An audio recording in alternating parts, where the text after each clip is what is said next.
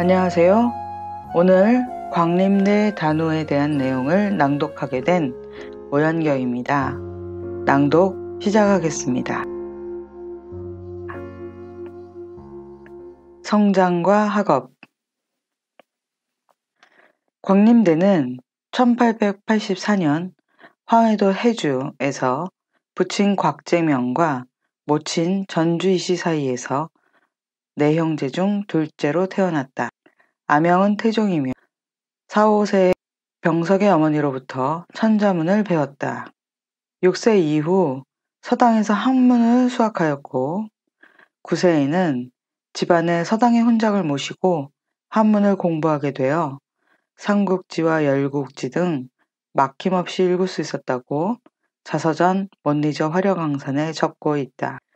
그는 어려서부터 상업에 종사하여 적지 않은 재산을 모아 가족을 부양하고 친척들을 도왔으며 특히 사람 교제에 능란하여 친구들 사이에서 사시춘풍으로 불리기도 하였다.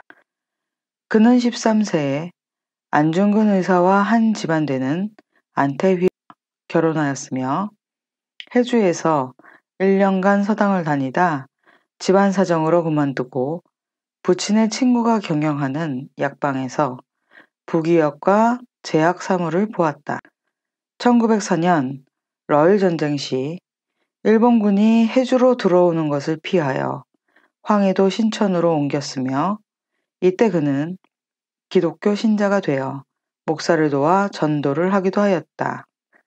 1905년 평양 숭실전문학교에 입학하여 3년을 마쳤다. 1907년 재학 중이면서도 신천의 예수교회에서 세운 경신소학교의 임시교사로 심우하였다. 이때 그는 교사 연수를 위해 평양에 갔던 차에 1907년 8월 초적화 안중근의 적극적인 권유에 따라 평양의 명륜당에서 진명여학교 설립을 위한 안창호의 연조금 모금 강연을 듣고 감복하였다. 강습을 마치고 신천에 돌아온 직후 어가동도란 광무 황제가 만국 평화회에 파견한 밀사를 문제 삼아서 일본이 광무 황제로 하여금 일왕 목인에게 사과하도록 요청한 일이다. 어가동도 저지를 위한 신천 지역의 결사대 대표 3인에 뽑혀 안명근, 김한상과 더불어 서울로 향하였다. 광림대는 황기훈 장로의 소개로 남대문 밖 김영재 상회에서 며칠간 지내며 도산을 비롯하여 이강, 이동휘, 유동열, 양기탁, 노백린 등의 동지들과 만났다. 이때 어가동도에 대하여는 의견이 분분하였으나 도산의 의견을 따라 인명피해를 막기 위해 무력 행사만은 피하고 다른 방도를 찾기로 하였다. 광림대는 1911년 백오인 사건으로 수감되었으나 1년 11개월 만에 무죄로 풀려났다.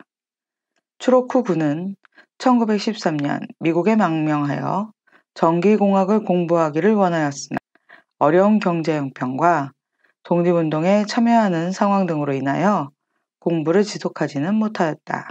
그는 1920년에 켄터키 사관학교에 입학하여 군사학을 수학하였다. 흥사단 활동. 광림대는 윤치호, 양기탁, 최남선 등과 더불어 흥사단 전신인 청년학우회를 발기한 10인 중 한 명으로 참여했다. 그의 자서전 못니저 화려강산에 따르면 1907년부터 도사는 어가동도 문제로 밤낮 중견 인물과 만나 논의하였고 이 무렵 서북학회, 기호학회, 황선신문사를 순방할 때 정신단체의 설립 필요성을 말하였다고 한다. 즉 도사는 그에게 학회 간, 회원 간의 경쟁과 시비 등으로 일을 제대로 꾸려나갈 수 없으니 민족을 위한 여러 사업을 하기 위해 정신단체를 준비해야 한다고 말했고 이를 실천에 옮긴 것이 1909년 조직된 청년학우회였다. 도산 안창호와 청년학우회로 인연을 맺은 후 광림대는 1913년 미국에 망명하여 샌프란시스코에서 다시 도산을 만나 청년 하구회 후 흥사단을 조직하였다는 설명을 듣고 1914년 10월 21일 입단하였다. 입단 후 광림대는 캘리포니아 농장에서 일하다가 클레어몬트 학생양성소 주임감사로 심호한다. 1915년에는 로스앤젤레스 시내로 이주하여 국어강습소의 국어교사로 일하면서 한인 학생의 국어교육을 실시하는 데 일조하였다. 클레어몬트 학생양성소에 설치한 국어강습소에는 흥사단 8도 대표의 한 사람인 민찬호 목사와 그 부인 광림대 3인이 국어교사로 일하였다. 이 강습소는 도산의 주장으로 설치되었는데 방과 후에 1시간씩 국어교육을 시킴으로 한인 학생과 부모의 소통을 돕고 민족의식을 키우는 데 기여하였다.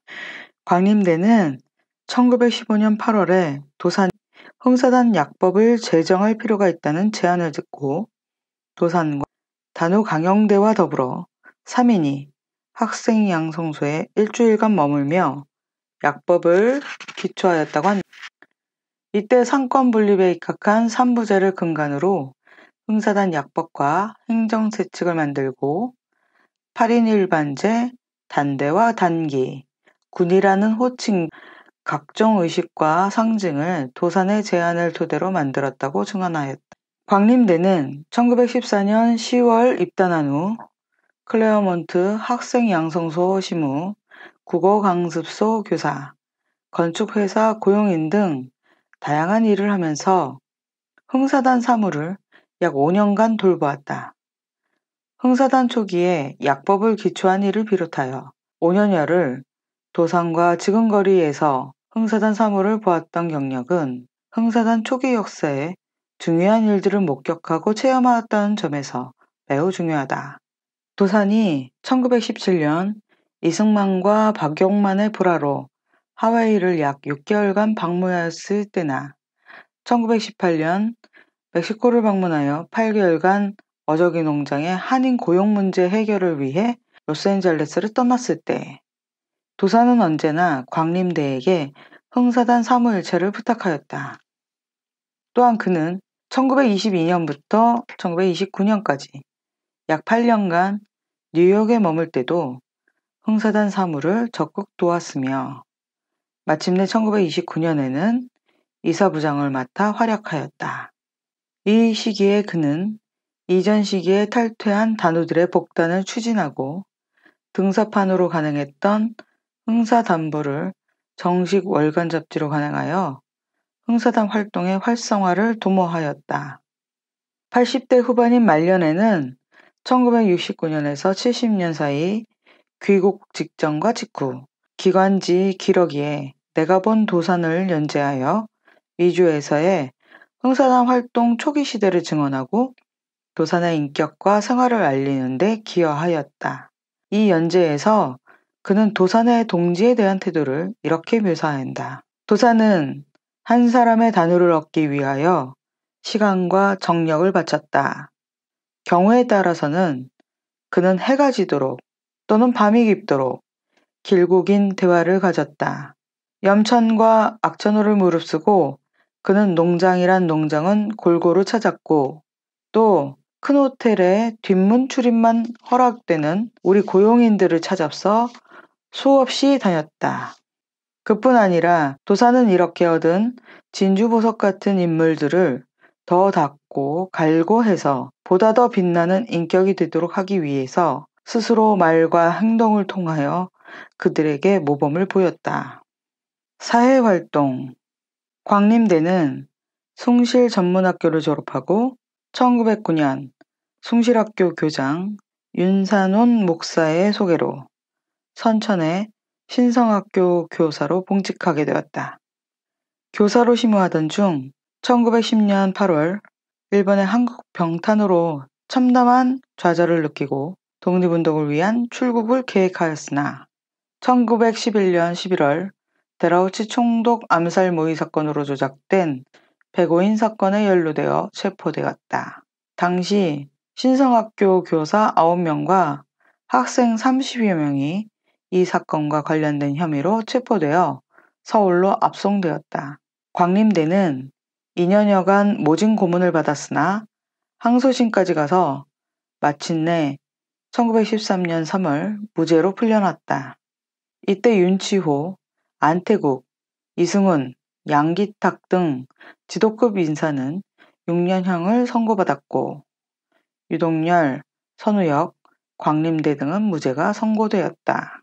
추록 후 그는 1913년 4월부터 2달여간 신성학교 교사로 복직하였다가 백오인 사건과 함께 연루되었던 이일과 약속하여 망명을 결행하였다. 그는 신의주, 안동현, 봉천, 텐진을 거쳐 상하이에 도착하였다. 거기서 임초, 이일과 합류하여 다른 청년과 함께 6명이 하와이로 가는 미국 기선 몽골리아호에 승선하게 되었다. 이때 여권이 없어 미국행이 좌절될 위기에 있었으나 샌프란시스코의 대한인 국민의 이대휘 북미 지방 총회장이 미국 정부와 교섭하여 가까스로 입국 허가를 받았다. 광림대는 1913년 미국에 망명한 후 홍사단 활동에 헌신적으로 참여하였고 1920년 2월 20일 캘리포니아주 로스 일원의 평원에 대한민국 임시정부 국무총장 노백린이 김종린과 함께 한인 비행가 양성소를 설립할 때 중요한 역할을 맡아 참여하였다. 미국으로 망명한 노백린 장군은 일본 제국주의와의 전쟁에서 육군보다도 공군력에 의해서 승패가 좌우된다는 신념을 가지고 캘리포니아 한인사회와 유지들에게 비행사 양성의 필요성을 강조하고 모금을 설득하였다. 광림대는 이에 감동하여 당시 대한인 국민의 중앙총회 총무로서 매월 600불씩 재정을 지원하겠다고 약속하고 많은 동포들의 지원을 얻는 데 기여하였다. 특히 흥사단 8도 대표 중 한경도 대표인 김종림은 초기에 비행기 한 대와 비행 연습장과 시설을 제공하여 비행가 양성소의 설립에 크게 기여하였으며 학교 유지 운영에 소요되는 재정은 교포들의 특연과 봉사로 유지되었다. 비행가 양성소에서는 1920년 5월에 비행기 2대를 사들여 미국인 기술자 1명, 한인 비행사 6명을 교수진으로 구성하였으며 재학생은 19명이었다. 이때 광림대는 노백린 교장 아래서 학생들을 통솔 감독하는 연습생 감독의 직을 맡았다. 한인 최초의 이 비행학교는 최소 1년 6개월 정도 운영하면서 한인 청년을 비행사로 훈련시켰으며 임시정부는 이곳 출신으로 비행사가 된 인물 가운데 최소 2명, 박희성, 이용근을 독립군 비행장교로 공식 임관시켰다. 한인 비행가 양성소는 비록 짧은 기간 운영되고 문을 닫았지만 미주 독립운동의 전략과 저력을 보여주었고 한국 공군의 연원으로 인정받고 있다. 광림대는 1920년 12월 말경에는 조국 독립에 대한 의지를 실현하고자 켄터키 사관학교에 입학, 군사이론을 수학하기도 하였다. 그는 사관학교를 그만두고 뉴욕으로 옮겨 한인 감리교회 설립을 위해 노력하는 한편 흥사단 사무도 도우며 여러 동지들과 함께 선교와 독립운동에 헌신하였다. 1929년에는 뉴욕에서 다시 로스앤젤레스로 이주하여 한인교회의 전도사를 겸직하면서 흥사단 사무를 도왔다. 이때 이사부장을 맡아보는 한편 미주에서 최초로 한인 YMCA를 조직하여 회장에 피선되기도 하였다. 광림대는 1938년 미국에서 재혼하여 이명옥을 아내로 맞아 새 가정을 꾸리고 10여 년간 감리교회 일에 주력하면서 살았다. 6.25 전쟁 이후 미국의 이민조례가 바뀌어 한국인이 다시 미국에 이주하게 되자 그는 사회사업의 필요를 느껴 국민의 사물을 다시 보는 한편 신한민보 주필을 맡아보며 재정 운영을 돕는다. 60대 중반의 나이에 다시 조국과 한국인을 위한 심의에 나선 것이다. 그러나 1969년 11월 아내 이명옥이 지병인 암으로 세상을 떠나자 외로운 노년을 미국에서 더 지내는 것에 회의를 느끼고 1970년 6월 57년 만에 가족과 친지가 있는 고국으로 귀국하였다.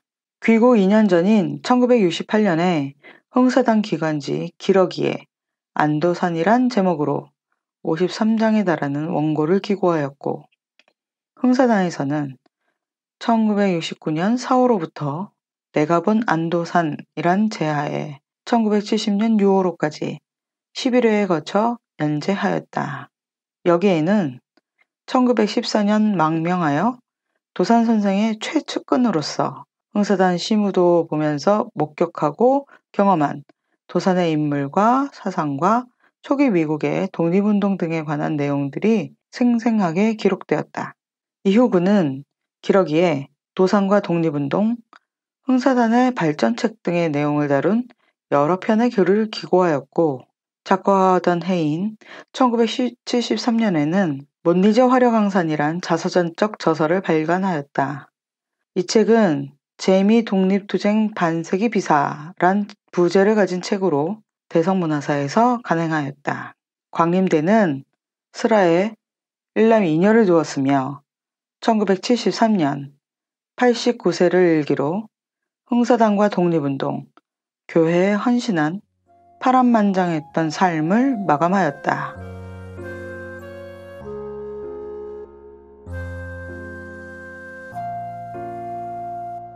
이상으로 광림대 단우에 대한 낭독을 마치도록 하겠습니다. 고맙습니다.